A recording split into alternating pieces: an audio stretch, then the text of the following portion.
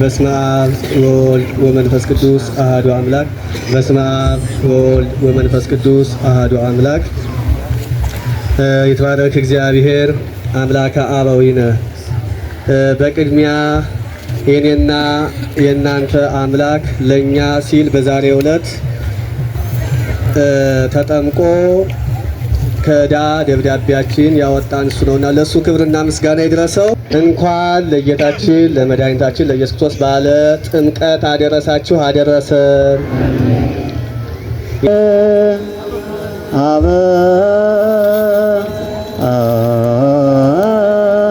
ነን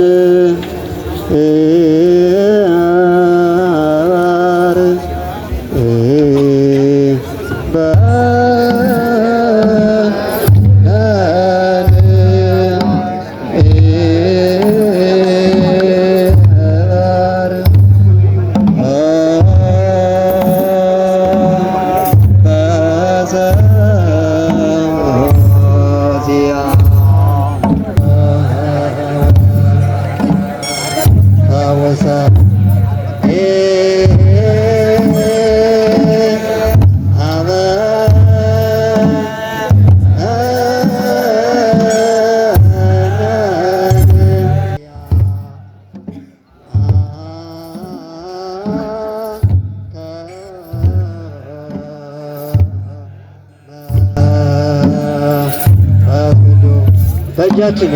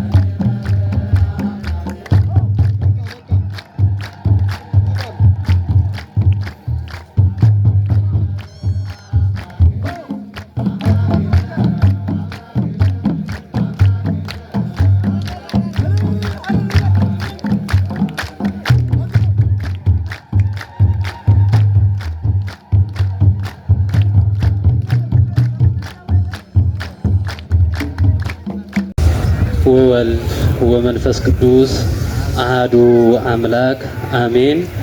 በስመ አብ ወወልድ ወመንፈስ ቅዱስ አሐዱ አምላክ። በስመ አብ ወወልድ ወመንፈስ ቅዱስ አሐዱ አምላክ አሜን። ቅድመ ዓለም የነበረ ዛሬም ያለ ዓለምን አሳልፎ የሚኖር ልዑለ ባሕርይ ቅዱስ እግዚአብሔር በሰማይ በመላእክት በምድር በደቂቀ አዳም ወዘበታይታ በምድር ከምድር በታች ባሉ በካል ፍጥረት ከፀሐይ መውጫ እስከ ፀሐይ መግቢያ ድረስ ስሙ የተመሰገነ ይሁን።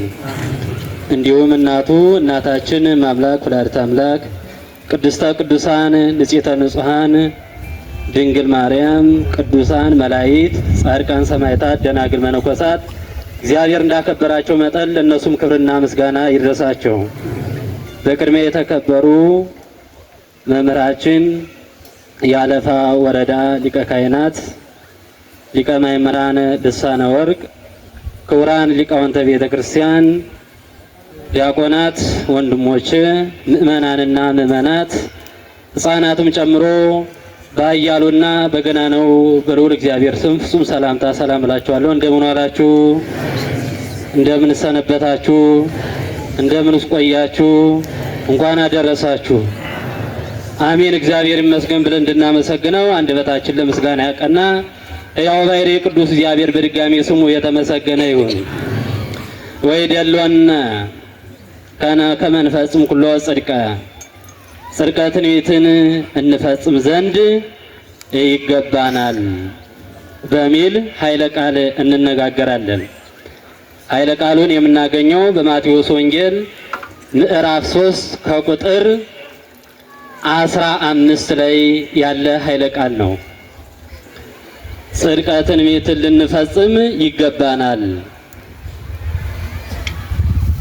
የተናገረልን ጌታችን መድኃኒታችን ኢየሱስ ክርስቶስ ከቅዱስ ዮሐንስ ከመጥምቀ መለኮት ከቅዱስ ዮሐንስ ጋር የተነጋገረው ንግግር ነው።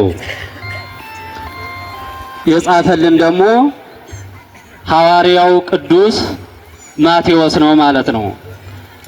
ወደ ኋላ ሲጀምር አሚሃ መጻ እግዚእ ኢየሱስም ገሊላ ውስተ ዮርዳኖስ፣ ያን ጊዜ ጌታችን ኢየሱስ ክርስቶስ ከገሊላ ወደ ዮርዳኖስ መጣ። ከመጠመቅ እምኀበ ዮሐንስ በፈለገ ዮርዳኖስ፣ በዮርዳኖስ በእደ ዮሐንስ በፈለገ ዮርዳኖስ ሊጠመቅ ወደ ዮርዳኖስ መጣ። ዮሐንስ ወዳለበት ወደ ዮርዳኖስ መጣ ይላል።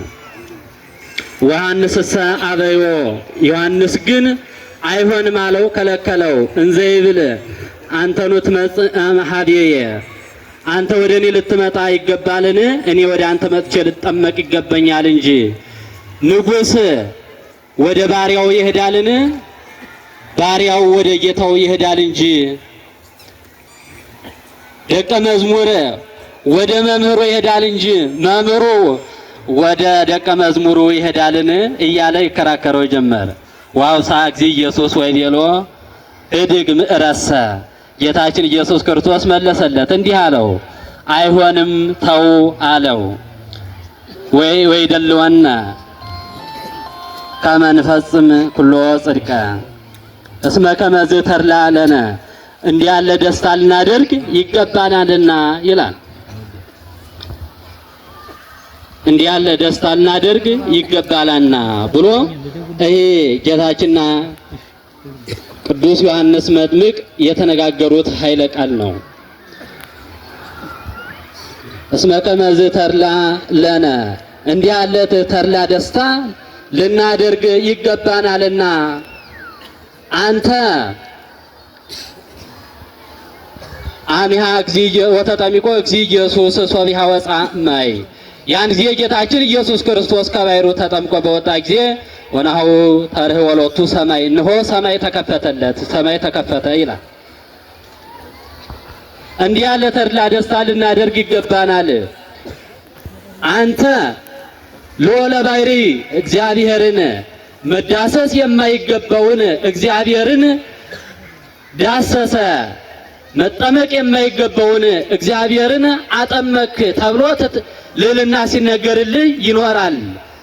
እኔ ደግሞ መዳሰስ የማይገባኝ ልዑለ ባሕርይ ሲሆን በባሕርያው እጅ ተጠመቀ ተብሎ የኔ ደግሞ ትሕትናዬ ሲነገርልኝ ይኖራል። ስለዚህ ይህንን ትንቢተ ነቢያትን ልንፈጽም ይገባናልና ብሎ ጌታችን ኢየሱስ ክርስቶስ ለቅዱስ ዮሐንስ መልሶለታል ማለት ነው። ወበውእቱ መዋዕል በጽሐ ዮሐንስ መጥምቅ እንዘ ይሰብክ በገዳመ ይሁዳ ዘዮርዳኖስ፣ ዮሐንስ በይሁዳ አውራጃ እንዘ ይሰብክ በገዳመ ይሁዳ ዘዮርዳኖስ፣ ዮሐንስ በይሁዳ አውራጃ በዮርዳኖስ እየሰበከ መጣ ይላል። ከቁጥር 1 ጀምረን ስናየው ምን እያለ መጣ? እየሰበከ መጣ። ምን እያለ እንዘይብል ነሱ መንግስተ ሰማያት እስመ ቀርበት ኢቲ መንግስተ ሰማያት፣ መንግስተ ሰማያት ቀርባለችና ንስሐ ግቡ እያለ ዮሐንስ ፀያየ ፍኖት የተባለ የጌታችን የኢየሱስ ክርስቶስ መምጣቱን እየተናገረ መጣ ይላል። መጥቶ ምን አለ? ወደ ዮርዳኖስ መጣ። በዛ ሰዱቃውያንና የገሊላ የኢየሩሳሌም ሰዎች በዚያ ተሰብስበው ይኖሩ ነበረ። መጥቶ እንዲህ ያለ ነሱ እስመ ቀርበት ይእቲ መንግስተ ሰማያት፣ መንግስተ ሰማያት ቀርባለችና ንስሐ ግቡ እያለ ሲያስተምር ሕዝቡ ሁሉ ወደሱ ይሄዱ ጀመር። ዮሐንስ አንሳ አጠምቀክሙ በማይ ለንስሐ፣ እኔ በማይ ለንስሐ አጠምቃችኋለሁ፣ በውሃ አጠምቃችኋለሁ። ወውእቱሰ ያጠምቀክሙ በመንፈስ ቅዱስ ወበእሳት፣ እሱ ግን በእሳትና በመንፈስ ቅዱስ ያጠምቃችኋል እያለ ሲናገር ሕዝቡ ወደሱ ይሄዱ ነበረ። ዮሐንስ ለንስሐ የገሊላና የኢየሩሳሌምን ሰዎች በይሁዳ አውራጃ ያሉትን ሰዎች ያጠምቃቸው ነበረ። ምን እያለ? የንስሐ ጥምቀት ያጠምቃቸው ነበረ። እንዲህ እያለ ሲያጠምቅ ነው አሚሃ መጽአ እግዚእ ኢየሱስ እምገሊላ ውስተ ዮርዳኖስ፣ ጌታችን መድኃኒታችን ኢየሱስ ክርስቶስ ዮሐንስ እንደዚህ እያለ ከሱ መንፈቅ ቀድሞ የተወለደው ከሱ ደግሞ ለማስተማር መንፈቅ ቀድሞ የመጣው ዮሐንስ እንዲህ እያለ ሲያስተምር አሚሃ መጽአ እግዚእ ኢየሱስ እምገሊላ ውስተ ዮርዳኖስ፣ ያን ጊዜ ጌታችን ኢየሱስ ክርስቶስ ከገሊላ ወደ ዮርዳኖስ መጣ። ምን ሊያደርግ ነው የመጣ? በዮሐንስ እጅ በእደ ዮሐንስ በዮርዳኖስ ባሕር ሊጠመቅ መጣ። ጌታችን ኢየሱስ ክርስቶስ አሁን መጠመቅ አስፈልጎት አይደለም። ቅዱስ ሳዊሮስ ዘአንጾኪያ ምዕራፍ 84 ከቁጥር 85 ከቁጥር 15 ላይ አኮ ፈቅዶ ለተጠምቆ፣ እሱ ለመጠመቅ ወዶ አይደለም፣ መጠመቅን ወዶ መጠመቅ ሽቶ አይደለም። አላ ከመ ይሃብ ንጽሐን ሱታፌ ንስክ፣ እሱ ለኛ መንፈስ ቅዱስን ይሰጠን ዘንድ ነው እንጂ ይላል። ጌታችን መድኃኒታችን ኢየሱስ ክርስቶስ መጠመቅ ኑሮበት መጠመቅ አስፈልጎት አይደለም። ግን ደግሞ ምን ለማድረግ ነው? እኛን ከባርነት ከዲያብሎስ ባርነት ነፃ ለማውጣት ሲል ወደዚህ ዓለም መጣ፣ ወደ ዮርዳኖስ መጣ፣ በእደ ዮሐንስ ተጠመቀ፣ ትሕትናውንም አሳየ፣ የዮሐንስንም ልዕልና አሳየ። ወናሁ ተርኅወ ሎቱ ሰማይ፣ እነሆ ሰማይ ተከፈተለት ይላል። እንግዲህ ጥምቀት ስንት አይነት? 3 አይነት ጥምቀት አለ። ጥምቀተ አይሁድ አለ፣ ጥምቀተ ዮሐንስ አለ፣ የጌታችን የኢየሱስ ክርስቶስ ጥምቀት አለ። 3 አይነት ጥምቀት፣ 8 ጥምቀትም አለ ብሎ ያትተዋል። ለአሁኑ ግን 3ቱን ነው የምንነጋገርበት። ይህ 3 ጥምቀት አንዱ የአይሁድ ጥምቀት ነው። አይሁድ በሕጋቸው ያጠምቁ ነበረ። ከርኩሰት እንድንነጻ እያሉ ያጠምቁ ነበር። የነሱ ጥምቀት ግን ምንም ጥቅም የለው ነበር በዛን ሰዓት። ለዚህ ለኛም አሁንም አያገለግልም። የዮሐንስ ጥምቀት ደግሞ ወደ ጌታችን ወደ ኢየሱስ ክርስቶስ የምታደርስ ጥምቀት ናት። አንሳ አጠምቀክሙ በማይ ለንስሐ፣ እኔ በውሃ ለንስሐ አጠምቃችኋለሁ። ወውእቱሰ ያጠምቀክሙ በመንፈስ ቅዱስ ወበእሳት፣ እሱ ግን በመንፈስ ቅዱስና በእሳት ያጠምቃችኋል። ከኔ በኋላ የሚመጣው እሱ በመንፈስ ቅዱስና በእሳት ያጠምቃችኋል እያለ ይነግረናል ማለት ነው። የዮሐንስ ጥምቀት ልጅነት አያሰጥም፣ ለንስሐ ግን ያበቃል። የአይሁድ ጥምቀት ግን የአሕዛብ ጥምቀት ምንም አያደርግም። በጊዜው ከርኩሰታችን እንድንነጻ እያሉ ነው የሚጠመቁት የነበረ ማለት ነው። የዮሐንስ ጥምቀት ግን ለጌታችን ለኢየሱስ ክርስቶስ ዋና ጥምቀት የምታደርስ ናት። እንደዚህ እያለ ቅዱስ ዮሐንስ ያጠምቅ ነበረ። የገሊላን ሕዝቦች ሁሉ ሰብስቦ ለጌታችን ለኢየሱስ ክርስቶስ እስኪያስረክባቸው ድረስ የንስሐ ጥምቀትን ያጠምቃቸው ነበረ። ጌታችን ኢየሱስ ክርስቶስ ግን የተጠመቀው ልጅነትን ለመመለስ ነበር። ልጅነትን ሊመልስልን፣ ልጅነታችን በአዳም አማካኝነት አጠናት ስለነበረ ያችን ልጅነት ዝጋ ስለነበረ አድፋ ቆሽሻ ስለነበረ ያችን ለማንጻት ሲል እሱ ተጠመቀ ይላል። በ30 ክረምት ወበዮርዳኖስ ተጠምቀ፣ በ30 ዘመን በዮርዳኖስ ተጠመቀ ይላል። በዮርዳኖስ መጠመቁ ስለምንድን ነው የሚያገለግል? ምንድነው? ዮርዳኖስ ባህር ነው፣ የሚወርድ ወንዝ ነው። ለምንስ በዮርዳኖስ ተጠመቀ? ዮርዳኖስ የሚወርድ ነው። ውሃ ቢገባበት ዝናብ ቢገባበት ሁሉ የማይሞላ የማይጎል ወንዝ ነው።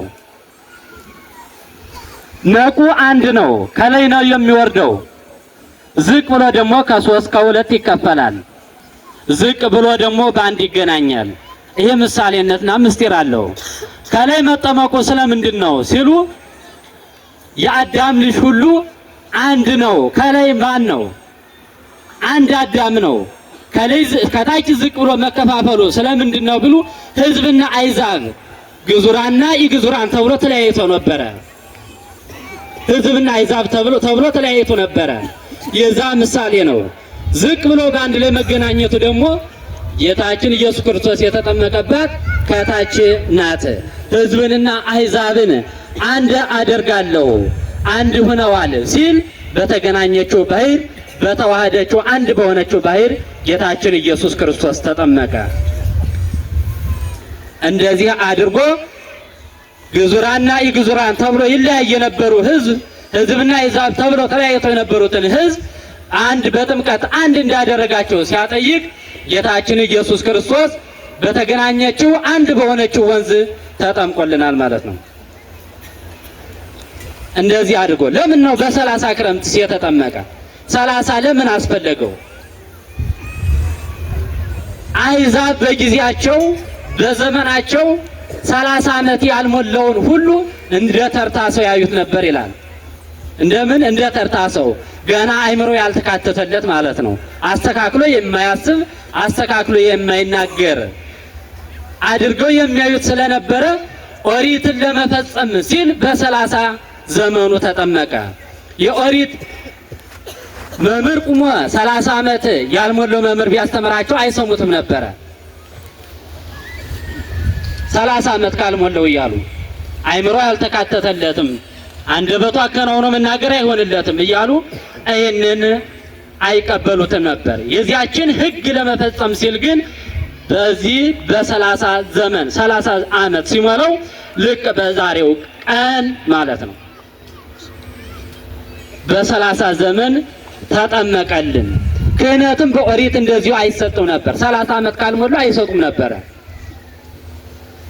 ሊቀ ካህናት እንደሆነ ለማጠየቅና የኦሪትን ሕግ ለመፈጸም ሲል አሁንም ደግሞ በ30 ዘመን ተጠመቀ።